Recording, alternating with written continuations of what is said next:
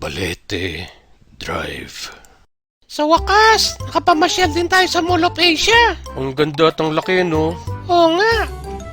Teka, paano ka nakahiram ng sasakyan? May nagpaayos nitong kotse. Sabi ko kaya ko ayusin to. Balikan na lang niya bukas. Marunong ka palang magmekaniko ng kotse. Di ba nga? Ako gumagawa ng mga traktora sa farm. Ay, oo nga pala. Hehe, ginabi na tayo. Malayo pa ba tayo sa bahay? Layo pa. Nasa E. Rodriguez pa lang tayo.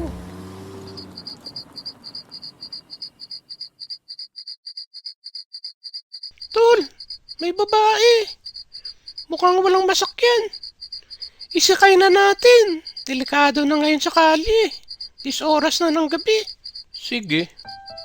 Miss, ihatid na po namin kayo. Delikado na ngayon mag-abang na sasakyan. Miss, saan po kayo? Diretso lang.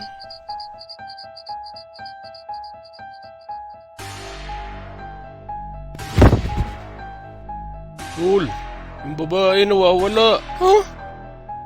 Andiyan naman ah. Oo nga. Pero parang may dugo ang mukha niya. Tol, wala na naman yung babae.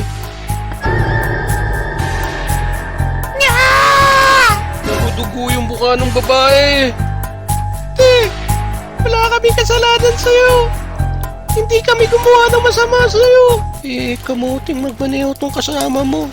Kada preno niya, humahampas mo ako dito sa silya. Paano hindi magdurugo yan?